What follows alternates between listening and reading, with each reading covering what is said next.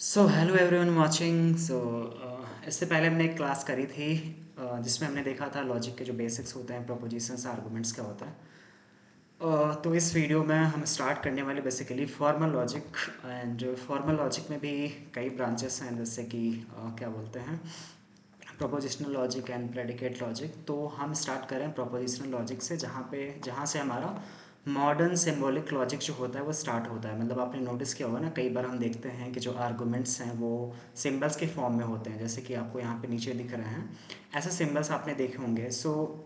यहीं से हम वो चीज़ सीखना स्टार्ट करते हैं प्रोपोजिशनल लॉजिक का। तो उस जो सीरीज़ है, ये पूरी प्रोपोजिशनल लॉजिक की सीरीज़ होगी, जिसमें हम प्रोपोजिशनल लॉजिक से रिलेटेड जो कुछ भी है वो कवर करेंगे। हाँ, ये थोड़ा सा ट्रिकी और डिफ़िकल्ट होने वाली है क्लास, क्योंकि इसमें काफ़ी सारी चीज़ें नई देखने को मिलेंगी और सिंबल्स वगैरह इंट्रोड्यूस होंगे, तो थोड़ा सा फोकस करना पड़ेगा। और अगर आपको प्रोपोजिशंस ये सब नहीं पता है तो मे बी आपको ज़्यादा प्रॉब्लम हो समझने में। But I guess everyone knows about what are propositions, और हमने पिछली वाली क्लास में डिस्कस भी किया था।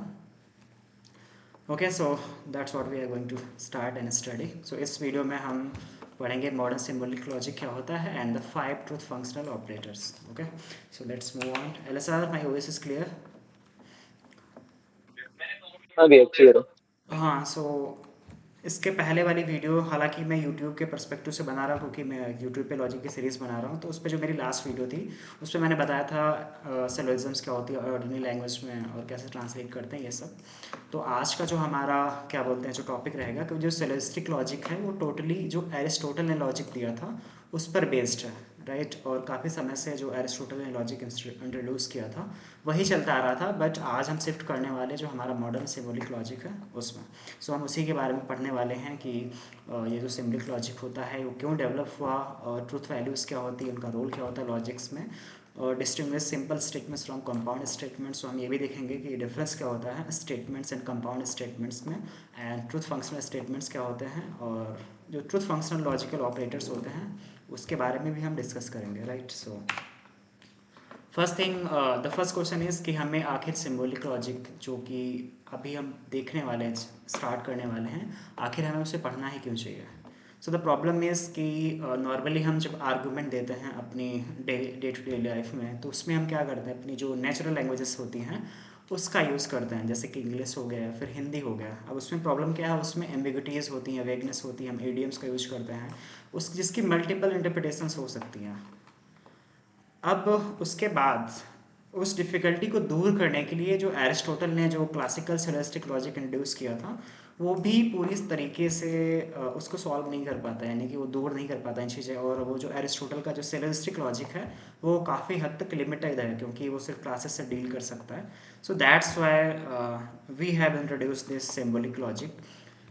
क्योंकि अब सिंबल्स, जैसे कि आपने मैथ्स में देखा होगा कि मैथ्स में क्या होता है, चीज़ें प्रिसाइज होती है, तो इसीलिए उसमें जो कंक्लूजन्स होते हैं वो भी क्या होते हैं, प्रिसाइज होते हैं। सपोज मैं बोलता हूँ 2+2=4 होता है, तो आप इसको और तरीके से इंटरप्रेट नहीं कर सकते हैं, 2+2=4 ही होगा, ठीक है। उसकी कोई दूसरी इंटरप्रिटेशन हो ही नहीं सकती है। अगर एडिशन हो रहा है और एडिशन का एक सर्टेन हमने रूल बना के रखा है जो कि प्रिसाइज है, तो इसलिए उसका जो रिजल्ट आएगा, जो कंक्लूजन होगा, वो भी सर्टेन होगा। सो दैट्स वाई हम क्या करते हैं, जो ऑर्डिनरी लैंग्वेज में जो आर्गूमेंट्स हैं उनको कन्वर्ट कर देते हैं सिंबॉलिक लैंग्वेज में, यानी कि जो इंग्लिश है या फिर हिंदी है उसको सिम्बल्स में कन्वर्ट कर देते हैं, जिसके उसका जो इवेलुएशन होता है आर्गूमेंट्स का वो आसान हो जाता है। अब कुछ चीज़ें हैं जो हमें ध्यान देनी है, कि जो हमारी लैंग्वेज होती है ऑर्डिनरी, वो क्या होती है, एम्बिगुअस होती है और उसके कई मल्टीपल इंटरप्रिटेशंस निकल सकते हैं। बट वही सिंबॉलिक लॉजिक जो होता है ये प्रिसाइज होती है और उसका एक सिंगल इंटरप्रिटेशन होता है। मतलब कोई सिंबल है, हमने अगर बोल दिया कि ये सिंबल इस बात के लिए यूज़ हो रहा है, then we can't interpret that symbol in other ways. और जो ऑर्डिनरी लैंग्वेज होती है उसमें ये भी प्रॉब्लम है ना, जब आर्गूमेंट्स देते हैं वो काफ़ी बड़े हो जाते हैं, like long and complex sentence use करते हैं। अब लेकिन जब उन्हीं सेंटेंसेस को हम रिप्लेस कर देते हैं सिंबल से, तो वो काफ़ी कॉम्पैक्ट हो जाता है। दूसरा, इसमें काफ़ी ज़्यादा डिफ़िकल्टीज आती हैं लॉजिकल एनालिसिस करने में, और इसको हम सिस्टमैटिक तरीके से रीज़न कर सकते हैं, यानी कि हमने कई सारे मेथड्स इंट्रोड्यूस किए हैं जिसकी हेल्प से हम प्रिसाइजली इवेलुएट कर सकते हैं आर्गूमेंट्स को, जो कि हम बाद में इसी सीरीज़ में पढ़ने वाले हैं। और जो हमारी लैंग्वेज होती है वो सब्जेक्ट मैटर पे डिपेंड करती है, यानी कि ये मैटर करता है कि जो सेंटेंस है जो हम यूज़ कर रहे हैं, जो स्टेटमेंट यूज़ कर रहे हैं, उसका जो सब्जेक्ट मैटर है वो क्या होता है। बट जो क्या बोलते हैं, जो सिंबॉलिक लॉजिक होता है, it only cares about structure, ठीक है, उसका जो सब्जेक्ट कंटेंट है, उसका मीनिंग क्या है, अंदर का कंटेंट क्या है, किसके बारे में बात हो रही है, इससे फ़र्क नहीं पड़ता। सो क्योंकि ये जो सिंबॉलिक लॉजिक होता है ये सिर्फ फॉर्म पे फोकस करता है, सो दैट्स वाई इन्हें इसे हम फॉर्मल लॉजिक भी बोलते हैं, ठीक है।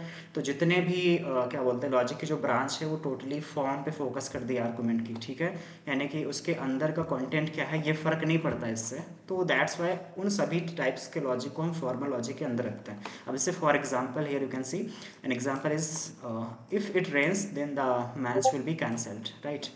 अब इसको जो हम सिम्बलाइज करेंगे तो उसको कुछ हम ऐसे लिखेंगे, आर ये हॉर्सू सिंबल होता है, right, M.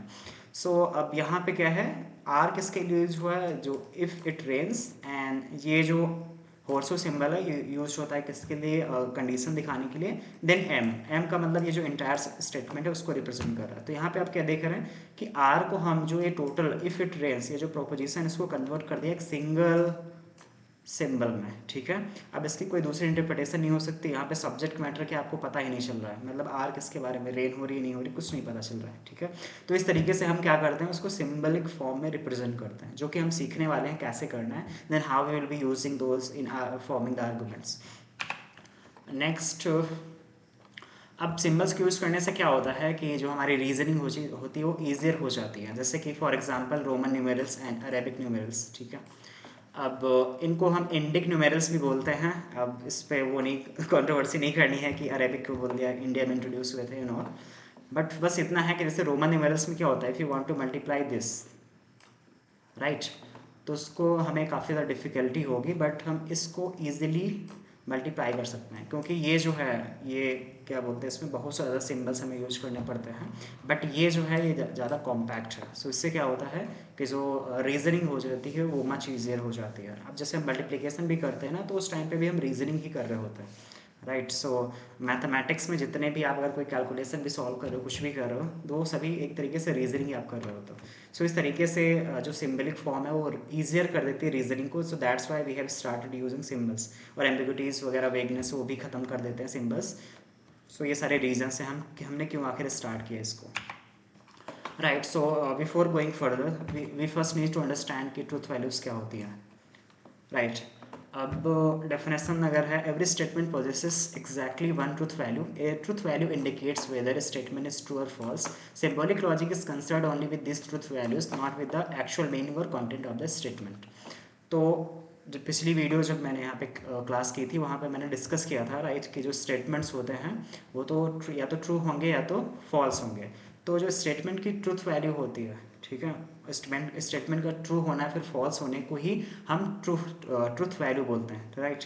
So for example A triangle has 3 sides, अब ये स्टेटमेंट क्या है, ट्रू। सो ट्रू होना इस स्टेटमेंट की क्या हो जाएगी, ट्रूथ वैल्यू हो जाएगी, राइट।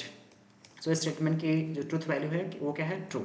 सो ये याद रखना है कि जो प्रोपोजिशनल लॉजिक होता है it only cares about the truth value of the proposition और स्टेटमेंट। अब यहाँ पे ये लिखा है ना, ए ट्राइंगल हैज़ 3 साइड्स, अब इसकी जगह पे कोई और प्रोपोजिशन भी हो सकती थी, ठीक है। प्रोपोजिशनल लॉजिक को फर्क पड़ता है किससे, इसकी ट्रूथ वैल्यू को, कि if the statement is true और फॉल्स, उसके अलावा कुछ फर्क नहीं पड़ता, राइट। अब से यहाँ पे एक और प्रोपोजिशन है, द अर्थ हैज़ 2 मून्स, अब इसकी ट्रूथ वैल्यू क्या है, false, right. So I am repeating again, truth value क्या होती है, किसी भी स्टेटमेंट के ट्रू या फिर फॉल्स होने की जो ट्रू और फॉल्स होना ही उसकी ट्रूथ वैल्यू कहलाता है, right. If the statement is true then उसकी ट्रूथ वैल्यू ट्रू हो जाएगी, and if the statement is false then उसकी ट्रूथ वैल्यू क्या हो जाएगी, फॉल्स, राइट। अब रिमेंबर, ट्रूथ और फॉल्स अपने आप में कोई एंटिटी या फिर ऑब्जेक्ट नहीं है, वो एक स्टेटमेंट की ट्रूथ वैल्यू होती है। सो यू हैव नोटिस्ड कि some people write I am a truth seeker, right. So truth अपने आप में कुछ नहीं है, इसको आप सीख कर सकते हो, ट्रूथ एक स्टेटमेंट की ट्रूथ वैल्यू होती है, right. Now, next thing we have to understand simple versus compound statement. सो ये आपने ग्रामर में भी पढ़ा होगा, ग्रामर में क्या होता है, कई बार हम स्टेटमेंट एक सिंगल स्टेटमेंट होता है, बस वही हम क्या करते हैं उसको कंबाइन कर देते हैं विथ अनदर स्टेटमेंट, तो वो क्या बन जाता है, कंपाउंड स्टेटमेंट। और आपने क्या बोलते हैं, जो आपने नोटिस भी किया होगा ना, जो कंजक्शंस हम पढ़ते हैं ग्रामर में, वो क्या करते हैं, वो कनेक्ट करते हैं दो स्टेटमेंट्स को। सो इन द सेम वे जब हम सिम्बलाइज करते हैं उनको, ठीक है, तो उन कंजक्शन की जगह पे हम सर्टेन सिम्बल्स यूज़ करते हैं। तो अभी के लिए बस इतना आप समझिए, सिंपल स्टेटमेंट क्या होता है, जिसमें सिर्फ एक स्टेटमेंट हो, ठीक है, एक सिर्फ एक बात असर्ट की जा रही हो। और कंपाउंड स्टेटमेंट क्या होता है, when we combine multiple words using connectives और कंजक्शंस। ठीक है, अब जैसे कि यहाँ पे it is raining and the exam is tomorrow. So यहाँ पे हमारे पास दो प्रोपोजिशंस हैं जिसको एंड की हेल्प से कंबाइन कर दिया गया। So when we combine two statements we call them compound statements. अब जैसे कि अगर उसको हम सिम्बलाइज करेंगे, इट इज़, जैसे कि अगर हम इसको कंबाइन करना है, so it is raining and the exam is tomorrow. So first proposition के लिए हमने पी लिख दिया, और जो एंड के लिए जो हम सिंबल यूज़ करते हैं, डॉट यूज़ करते हैं, and the exam is tomorrow के लिए हमने पी लिख दिया। अभी ये सिंबल्स क्या होते हैं, कहाँ पे कौन सा यूज़ होता है, अभी थोड़ी देर में हम देखने वाले हैं। बस इतना समझना है कि कंपाउंड स्टेटमेंट में क्या करते हैं, हम उसको दो स्टेटमेंट्स को कंबाइन कर देते हैं, और उसको जब हम सिम्बलाइज करते हैं तो उसके लिए भी हम एक स्पेशल सिंबल का यूज करते हैं। ठीक है, depending on the connective word that we are using. Now, next thing we have to understand is that what are truth functional compound statements. So definition पढ़ लेते हैं। Compound statement is called truth functional when its truth or falsehood depends entirely on the truth values of its component statement. Symbolic logic ignores the subject matter and examines only truth values. So truth functional compound statement क्या होगा, ऐसा compound statement जिसकी जो truth value है, यानी कि वो statement है, वो जो कंपाउंड स्टेटमेंट है वो ट्रू होगा या फिर फॉल्स होगा, ये कंप्लीटली डिपेंड करता है किस पे, वो जिन स्टेटमेंट से मिल के बना है। ठीक है, जैसे कोई स्टेटमेंट, कोई कंपाउंड स्टेटमेंट है जिसमें S1 आता है और S2 आता है। ठीक है, इन दोनों को मिला के क्या बोलते हैं, कंपाउंड स्टेटमेंट बना है। तो अगर ये जो इंटायर कंपाउंड स्टेटमेंट है, इसकी जो ट्रूथ वैल्यू है, ठीक है, वो डिपेंड करती है जो हमारा S1 और S2 की ट्रूथ वैल्यू है उस पर, ठीक है, उससे डिसाइड हो रही है, then we will say that this compound statement is truth functional. ठीक है, सो एग्जाम्पल के लिए लेट मान लेते हैं कि जो P है, वो जो P सिंबल है वो रिप्रेजेंट करता है दिस प्रोपोजिशन को, इट इज़ रेनिंग, एंड जो Q सिंबल है वो रिप्रेजेंट करता है this proposition, the roads are wet, and now we can do what, we can combine them. ठीक है, सो क्या बोलते हैं, अगर P ट्रू है और Q ट्रू है, ठीक है, और हमने दोनों को कंबाइन करने के लिए एंड का यूज किया है, तो उसकी जो ट्रूथ वैल्यू हो जाएगी वो ट्रू हो जाएगी। ठीक है, तो यहाँ पे क्या हो रहा है कि इसकी जो ट्रूथ वैल्यू है दोनों स्टेटमेंट की, वो पूरे जो कंपाउंड स्टेटमेंट है उसकी ट्रूथ वैल्यू को डिटरमाइन कर रही है। So that's why we can say this compound statement is what, truth functional. So here you can see एक इस जो फर्स्ट स्टेटमेंट है वो ट्रू है and the second statement is false. So यहाँ पे क्या होगा, यहाँ पे फिर अगेन दोनों जो इंडिविजुअल स्टेटमेंट्स है वो जो मिल के डिटरमाइन कर रहे हैं पूरे जो कंपाउंड स्टेटमेंट है उसकी ट्रूथ वैल्यू को। सो इसलिए ये क्या हो जाएगा, ये भी इसको हम बोल सकते हैं this compound statement is truth functional. ठीक है, so this is the meaning of truth functional is compound statements. Next thing, ठीक है, क्या बोलते हैं, अब we have what, truth functional, 5 truth functional logical operators. ठीक है, मतलब जिनका हम यूज़ करते हैं in logic to combine two sentences और स्टेटमेंट्स। ठीक है, सो पहला जो ऑपरेटर है कंजक्शन। ठीक है, जिसका मीनिंग क्या होता है, जैसे हम इंग्लिश में यूज करते हैं एंड के लिए। ठीक है, तो इसका जब हम यूज़ करेंगे तो उसकी जगह पे हम जो सिंबल्स यूज करते हैं, डॉट और ये वाला सिंबल यूज करते हैं। ठीक है, एंड के लिए तो दोनों ही अल्टरनेटिव तौर पे यूज होते हैं, बट हम नॉर्मली ये जो डॉट है उसको यूज़ करते हैं। सो एंड अगर हम किसी स्टेटमेंट को, दो स्टेटमेंट को जोड़ रहे हैं with the help of this and, तो जब हम उसको सिंबॉलिक फॉर्म में लिखेंगे तो उस एंड वर्ड के लिए हम ये दोनों सिंबल्स में से कोई भी यूज़ कर सकते हैं। और डिसजक्शन के लिए मतलब इसका मीनिंग होता है और। ठीक है, अभी हम इनको डिटेल में पढ़ने वाले हैं। सो इसको, इसके जगह पे हम जो सिंबल लिखते हैं वो ये है, और अल्टरनेटिव में हम ये भी लिख देते हैं।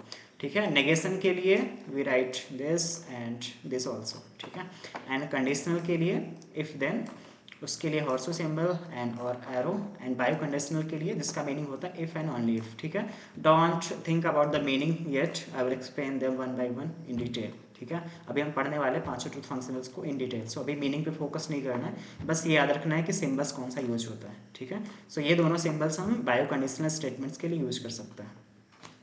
So moving further, so first we have to study this conjunction यानी and truth functional operator. So इसकी definition, a conjunction is a compound statement formed by joining two statements with the word and. The two component statements are called conjuncts.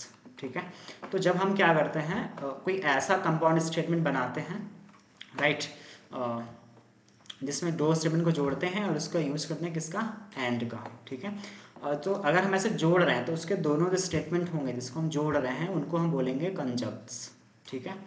तो symbols again इसके ये भी use कर सकते हैं और ये भी यूज कर सकते हैं। तो जैसे कि हमारे पास ये है, दो स्टेटमेंट हैं, ठीक है। The earth rotates and the earth revolves around the sun. अब इस स्टेटमेंट के लिए यानी कि फर्स्ट स्टेटमेंट के लिए हमने पी लिख लिया और सेकेंड प्रोपोजिशन के लिए क्यू लिख लिया। अब दोनों को अगर हमें कंबाइन करना है यूजिंग एंड तो हम ऐसे लिखेंगे पी डॉट क्यू। अब यहाँ पे जो ये डॉट है किसको रिप्रेजेंट कर रहा है, एंड को, मतलब हम एंड से जोड़ रहे हैं, ठीक है। एंड और जो ट्रूथ वैल्यू होती है अगर हम एंड की हेल्प से जोड़ते हैं किसी दो स्टेटमेंट्स को तो ट्रूथ वैल्यू क्या होती है, conjunction is true only when both conjuncts are true. If even one conjunct is false the entire conjunction becomes false. यानी कि अगर हम कभी एंड का यूज करके दो स्टेटमेंट्स को कंबाइन कर रहे हैं तो दोनों स्टेटमेंट जब ट्रू होंगे, ठीक है, अगर पहला भी ट्रू है और क्या बोलते हैं दूसरा भी ट्रू है, राइट। सो तभी जाके जो इंटायर जो कंपाउंड स्टेटमेंट है उसकी ट्रूथ वैल्यू को ट्रू माना जाएगा, ठीक है। अगर एक भी फॉल्स है तो जो कंपाउंड स्टेटमेंट होगा उसकी ट्रूथ वैल्यू क्या हो जाएगी, फॉल्स हो जाएगी। So here you can see the truth table, ठीक है।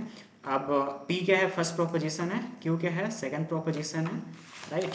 अब और P डॉट क्यू का मतलब कि हम एंड की हेल्प से दोनों को जोड़ रहे हैं। तो अगर पहला जो स्टेटमेंट है वो ट्रू है, दूसरा ट्रू है, तब दोनों की जो कंपाउंड वैल्यू होगी, ट्रूथ वैल्यू होगी, वो ट्रू होगी। बट अगर दोनों में से एक भी फॉल्स है या फिर दोनों फॉल्स हैं तो जो कंपाउंड स्टेटमेंट होगा उसकी ट्रूथ वैल्यू हमेशा फॉल्स रहेगी। तो यानी कि जब एंड की हेल्प से हम दो स्टेटमेंट्स को कंबाइन करते हैं तो उसमें दोनों प्रोपोजिशन के ट्रू होने पर, दोनों स्टेटमेंट के ट्रू होने पर ही जो कंपाउंड स्टेटमेंट होगा उसकी ट्रूथ वैल्यू को हम ट्रू बोलेंगे, ठीक है, ट्रू होगी। अदर केसेस में, ठीक है, फॉल्स होगी।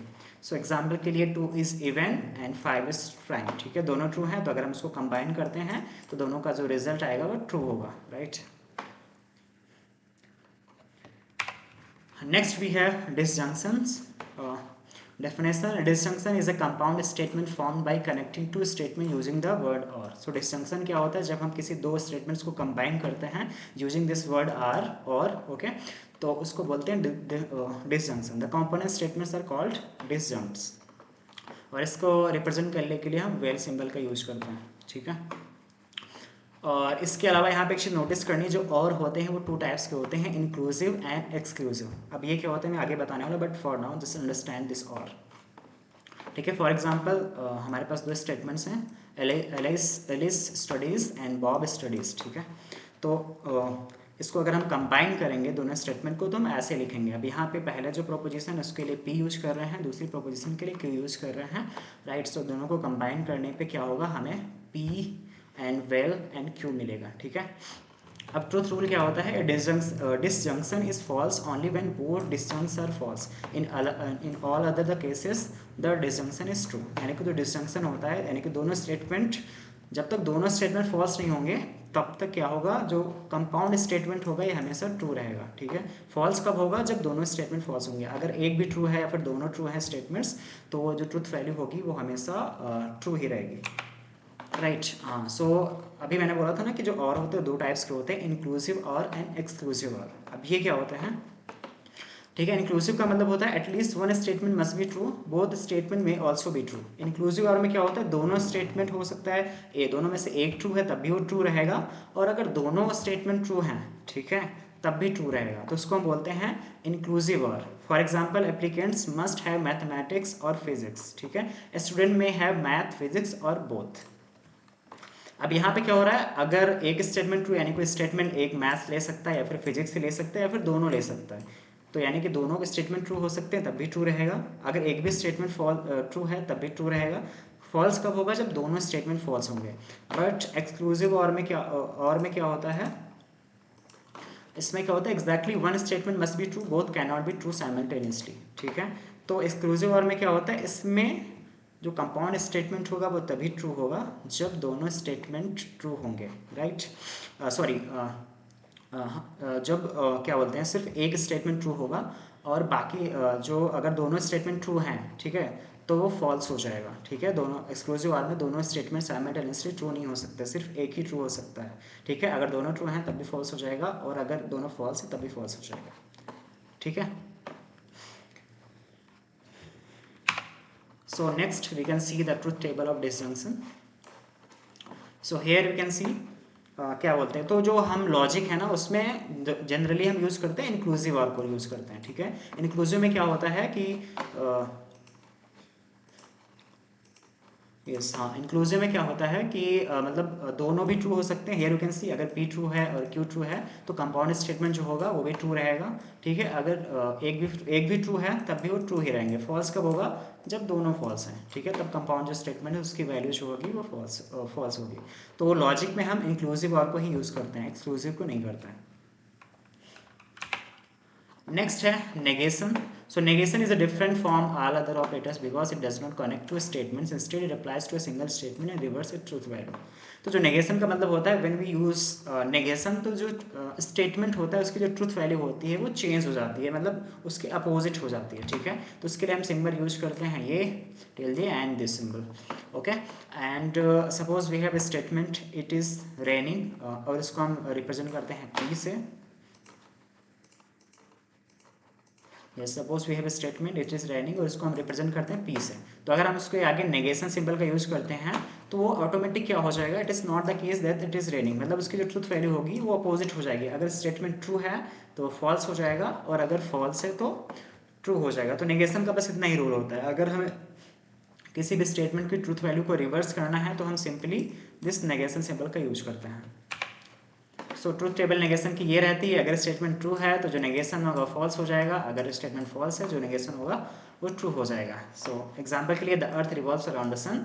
सो अगर ये ट्रू है और हमने क्या यूज कर दिया, नेगेशन यूज कर दिया, तो क्या हो जाएगा, it is not the case that the earth revolves around the sun, यानी कि ट्रूथ वैल्यू जो है वो रिवर्स हो जाएगी। हाँ, now we have come to another truth functional operator that is conditional. Conditional क्या होता है, conditional statement connects two statement such that one is presented as condition for the other. The first is the antecedent, the second is the consequent. So conditional statement क्या होता है, इसमें दो statements होते हैं, उनको इस तरीके से कंबाइन करते हैं। जो पहला वाला होता है वो कंडीशन होता है दूसरे के ट्रू होने के लिए, ठीक है। और जो फर्स्ट स्टेटमेंट होता है उसको हम एंटीसेडेंट बोलते हैं और जो सेकंड होता है उसको कॉन्सिक्वेंट बोलते हैं, ठीक है। और इसके लिए हम हॉर्स सिंबल और दिस एरो सिंबल का यूज भी करते हैं, ठीक है। तो जैसे कि हमारे पास दो स्टेटमेंट्स हैं, Bob studies and Bob passes the examination. So हम कंडीशन की हेल्प से इसको क्या कर सकते हैं, कनेक्ट कर सकते हैं। If Bob studies then Bob passes the examination. तो यहाँ पे क्या होगा, दूसरे जो स्टेटमेंट उसके जो कंडीशन है उसके ट्रू होने की वो क्या है, अगर इसका फर्स्ट स्टेटमेंट जो है होगा वो ट्रू होगा। अब यहाँ पे जो फर्स्ट स्टेटमेंट होगा ये एंटीसेडेंट होगा, और जो बेसिकली जिस स्टेटमेंट पे जो दूसरा स्टेटमेंट डिपेंडेंट है उसको एंटीसेडेंट बोलेंगे, और जो खुद डिपेंडेंट है पहले उस स्टेटमेंट पे उसको कॉन्सिक्वेंट बोलेंगे, ठीक है। और इस कंडीशन को रिप्रेजेंट करने के लिए हम पहले स्टेटमेंट का सिंबल यूज करते हैं, then this conditional symbol, then this, right.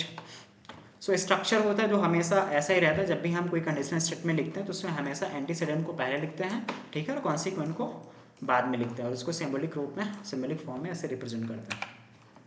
Next we have material implication. The conditional operator in symbolic logic does not express causation, necessity or real world connection. It represents a logical relationship based on entirely on truth values, ठीक है। Normally जब हम conditional statement अपनी daily life में use करते हैं तो वहाँ पे हमें डिपेंडेंसी दिखती है। जैसे कि पहले एग्जांपल में ये क्या है कि अगर बॉब स्टडी करेगा तब वो पास होगा, राइट। बट इन लॉजिक ऐसा कुछ नहीं होता है, ठीक है। दोनों स्टेटमेंट्स रैंडम हो सकते हैं, ठीक है। उसका जो क्या बोलते हैं, जो लॉजिक होता है उसमें जो कंडीशनल स्टेटमेंट होते हैं वहाँ पे बस उसकी ट्रूथ वैल्यू से फ़र्क पड़ता है, ठीक है। It doesn't matter that both statements are connected together or not, or dependent, or वो कॉजली कनेक्टेड है या फिर नहीं है, ठीक है। इससे फ़र्क नहीं पड़ता, उस लॉजिक का फ़र्क पड़ता है कि उनकी जो कंडीशन जो ट्रूथ वैल्यू है वो क्या है उन स्टेटमेंट की, और उससे हम डिटरमाइन करेंगे कि जो कंडीशनल स्टेटमेंट का यूज करके जो अपना कंपाउंड स्टेटमेंट बना है उसकी ट्रूथ वैल्यू होगी वो क्या होगा, ठीक है। अब यहाँ पे जब नॉर्मली हम डेली लाइफ में क्या होता है, if you submit your assignment then you will receive marks, तो यहाँ पे क्या लग रहा है कि जो एंटीसेडेंट है, ठीक है, वो कि उस पर जो दूसरा स्टेटमेंट है कॉन्सिक्वेंट वो डिपेंडेंट है, ठीक है। बट इन लॉजिक हमें बस क्या देखना रहता है, ट्रुथ वैल्यूज़ को, और इसी चीज़ को हम बोलते हैं material implication of conditional statements, ठीक है। और ट्रुथ वैल्यू इफ देन जो कंडीशनल स्टेटमेंट होता है उसकी ट्रुथ वैल्यू ऐसे चलती है, अगर एंटीसेडेंट और कॉन्सिक्वेंट दोनों ट्रू हैं तब वो ट्रू होगा, ठीक है।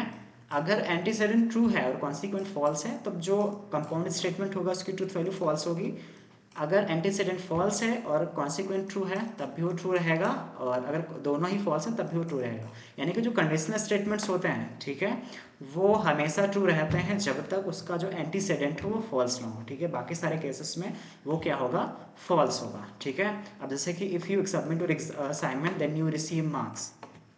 अब यहाँ पे क्या है, अगर ये जो पहला स्टेटमेंट है ये ट्रू है और दूसरा स्टेटमेंट फॉल्स है, तभी जाके इसकी जो कंबाइंड वैल्यू होगी वो फॉल्स होगी। बाकी इन अदर केसेस में जो कंबाइंड ट्रुथ वैल्यू होगी वो हमेशा ट्रू रहेगी। So this is what conditional statement. और याद रखना कि इसमें कॉजलिटी, डिपेंडेंसी ये सब मैटर नहीं करती है। लॉजिक में कंडीशनल का सिंपल सा मतलब होता है कि अगर पहला स्टेटमेंट ट्रू है और दूसरा फॉल्स है तब इसकी ट्रूथ वैल्यू फॉल्स होगी, कंपाउंड स्टेटमेंट की मिला के। बाकी केसेस में ट्रू रहेगा, ठीक है। उसमें ये नहीं देखा जाता है कि वो कॉजली कनेक्टेड है या फिर नहीं, या फिर डिपेंडेंट है एक दूसरे के ऊपर या फिर नहीं।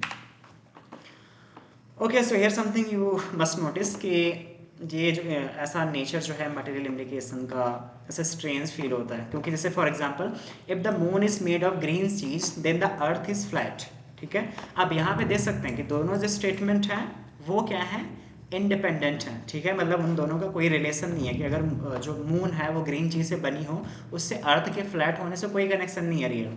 बट इसको अगर हम लिखते हैं, ठीक है, कंडीशनल फॉर्म में, ठीक है, ऐसे सिंबल्स की फॉर्म में, तो ये जो स्टेटमेंट है, ठीक है, हमेशा ट्रू रहेगा अनलेस जो कॉन्सिक्वेंट है, यानी कि जो पहला स्टेटमेंट है वो ट्रू ना हो, ठीक है, और दूसरा फॉल्स ना हो। बाकी सारे केसेस में ये क्या रहेगा, ट्रू रहेगा। हालांकि आपको लिख रहा होगा कि दोनों स्टेटमेंट जो हैं वो सेंस नहीं बना रहे साथ में, दोनों का कोई रिलेशन नहीं है। रियल लाइफ में ऐसा हम कंडीशनल स्टेटमेंट यूज़ ही नहीं करते हैं, बट लॉजिक में ट्रुथ वैल्यू से फर्क पड़ता है, ठीक है। जैसे कि if two is odd then Paris is in France, ठीक है। अब suppose antecedent is false, so और तो फिर क्या होगा, जो कंडीशनल स्टेटमेंट होगा वो क्या हो जाएगा, ट्रू हो जाएगा।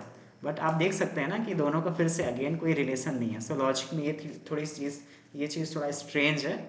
सो you have to remember that कि जो लॉजिक में कंडीशनल होता है उसमें डिपेंडेंसी नहीं देखी जाती, बस ट्रुथ वैल्यू। अगर एंटीसेडेंट ट्रू है और कॉन्सिक्वेंट फॉल्स है तभी उसकी जो कंबाइंड ट्रुथ वैल्यू होगी वो फॉल्स होगी, बाकी सारे केसेस में ट्रू। नाउ नेक्स्ट है हमारा मटेरियल इक्विवेलेंस, जिसको हम बाई कंडीशनल भी बोलते हैं। A biconditional connects two statements using the phrase if and only if, meaning each statement implies the other. It cannot be understood as two conditional occurring simultaneously, ठीक है। सो bio conditional का मतलब क्या होता है कि बेसिकली इसमें हम दो बायो कंडीशनल्स को ऐड कर देते हैं, ठीक है। और जब हम इसको इंग्लिश में बोलते हैं तो हम यूज़ करते हैं इफ़ एंड ओनली इफ़, या फिर शॉर्ट में हम इसको IFF करके भी बोलते हैं, ठीक है। नॉर्मली हम जो कंडीशनल स्टेटमेंट होता है उसमें बोलते हैं इफ़, ठीक है। अब इसमें क्या होता है, एक तरीके से दोनों स्टेटमेंट्स को कंबाइंड करके लिखा जाता है कि मतलब क्या बोलते हैं, मतलब दो कंडीशनल स्टेटमेंट को अगर हम कंबाइन कर देते हैं यूजिंग एंड, तो हमें मिलता है क्या, दिस बायो कंडीशनल। तो इसके लिए स्टेटमेंट जो होता है ये होता है, यानी कि, ठीक है, और ये भी होता है double sided arrow and this. So इसमें क्या होता है, ये जो बायो कंडीशनल स्टेटमेंट्स होते हैं वो अगर दोनों ट्रू हैं तभी ट्रू होंगे, ठीक है। अगर दोनों फॉल्स हैं तब जाके ट्रू होगा, बाकी अदर केसेस में फॉल्स रहेंगे। जैसे एग्जांपल के लिए a number is divisible by 2 the number is even. अब यहाँ पे क्या होता है, दोनों एक दूसरे के लिए नेसेसरी कंडीशंस हैं, ठीक है। अगर पहला ट्रू होगा तो दूसरा भी ट्रू होगा, अगर पहला फॉल्स होगा तो दूसरा भी फॉल्स होगा। Same applies with the second, ठीक है। अगर पहला लास्ट वाला हमारा द नंबर इज इवन ये ट्रू है तो ये पहला वाला भी ट्रू होगा, ठीक है। अगर ये फॉल्स है तो ये भी फॉल्स होगा, ठीक है। तो इसको बोलते हैं बायो कंडीशनल। मतलब जो एंटीसेडेंट है वो कॉन्सिक्वेंट पे डिपेंडेंट है, मतलब एंटीसेडेंट है वो तभी ट्रू होगा जब कॉन्सिक्वेंट ट्रू होगा, और जो कॉन्सिक्वेंट है तभी ट्रू होगा जब एंटीसेडेंट ट्रू होगा। मतलब वो एक तरीके से दोनों एक दूसरे के ट्रुथ वैल्यू को रिप्रेजेंट करते हैं, मतलब नेसेसिटी क्रिएट करते हैं kind of. Okay, so this is what by conditional. और इसमें बेसिकली इसकी जो ट्रुथ वैल्यू ऐसे निकलती है, हम क्या करते हैं, दो कंडीशनल को रिप्रेजेंट कर सकते हैं, मतलब सॉरी कंबाइन कर देते हैं यूजिंग ऐड। सो ये हमारी ट्रुथ वैल्यू है बायो कंडीशनल के लिए। फर्स्ट टी राइट, अगर दोनों ट्रू हैं तब वो ट्रू रहेगा, अगर दोनों फॉल्स हैं तब ट्रू रहेगा, क्योंकि जैसे कि एग्जांपल में मैंने दिखाया था ना, a number is divisible by 2 the number is even. So अगर ट्रू होंगे तो दोनों ट्रू होंगे, अगर फॉल्स होंगे तो दोनों फॉल्स होंगे, ठीक है। सो इसको बोलते हैं बायो कंडीशनल होना, यानी कि और इसकी जो ट्रूथ टेबल है वो ऐसी है।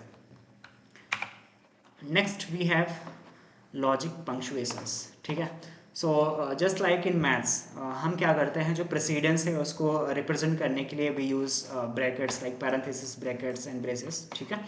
So in the same way in logic what we do, we use parenthesis like this, ठीक है। इससे हमें प्रेसिडेंस दिखाते हैं। तो इसमें कैसे काम करता है, जैसे कि हम मैथमेटिक्स में बॉडमास का रूल यूज करते हैं, तो अगर कोई चीज़ ब्रैकेट के अंदर इंक्लोज है तो उसको हम सबसे पहले इवेलुएट करते हैं, फिर उसके बाद उसका जो रिजल्ट आएगा फिर उसको दूसरे के साथ इवेलुएट करेंगे, ठीक है।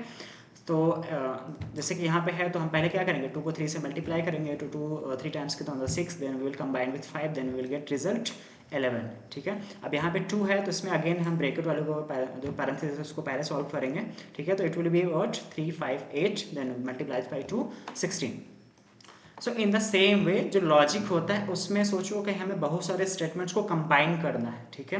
और हमें ये भी देखना है कि प्रेसिडेंस किसकी है, तो उसको रिप्रेजेंट करने के लिए हम पैरेंथेसिस, ब्रैकेट्स और ब्रेसेस का यूज करते हैं, ठीक है। अब जैसे कि यहाँ पे जो कंपाउंड स्टेटमेंट है,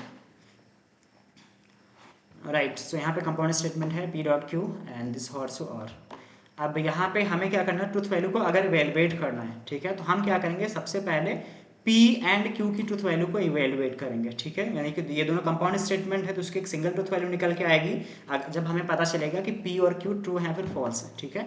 उसके बाद उसकी जो कंबाइंड ट्रुथ वैल्यू होगी उसको इसके साथ कंबाइन करेंगे, ठीक है, फिर उसकी एक अगेन ट्रुथ वैल्यू निकल के आएगी। सो इस तरीके से हम बोलते हैं कि ये जो इंटायर जो क्या बोलते हैं कलेक्शन और सेट ऑफ जो स्टेटमेंट्स है इसके जो होल की ट्रुथ वैल्यू है वो क्या है, ट्रू है फिर फॉल्स है। जैसे मैथ्स में हम 1 बाय 1 इवेलुएट करते हैं, इन द सेम वे हम लॉजिक में ही जो ट्रुथ वैल्यूज को ऐसे इवेलुएट करते हैं, राइट, कंबाइन कर करके।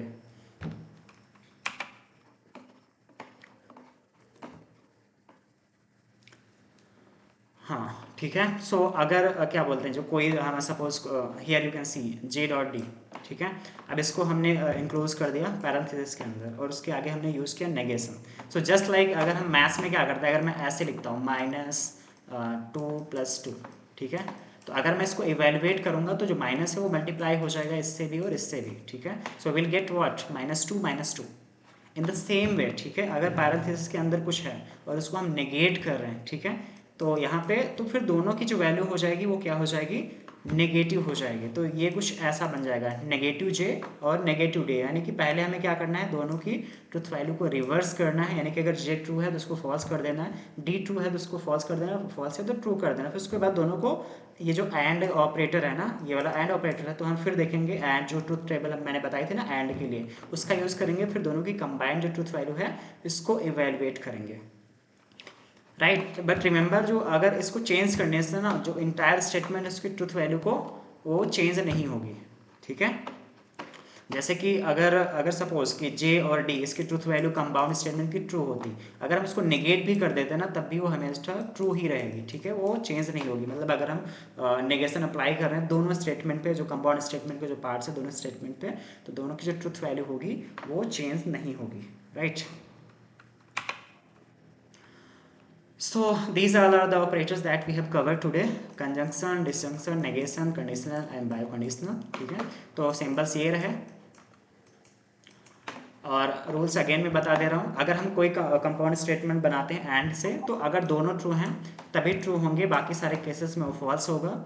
डिसजंक्शन में क्या होता है, इंक्लूसिव और का यूज़ करते हैं, तो फॉल्स कब होगा, जब दोनों फॉल्स होंगे तभी फॉल्स होगा, बाकी सारे केसेस में ट्रू रहेगा।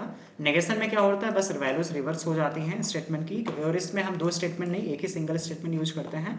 कंडीशनल में क्या होता है, कब जब फॉल्स होता है, कब जब एंटीसेडेंट ट्रू हो और कॉन्सिक्वेंट फॉल्स हो, बाकी सारे केसेस में ट्रू रहेगी ट्रूथ वैल्यू दोनों की कंबाइन होने पे।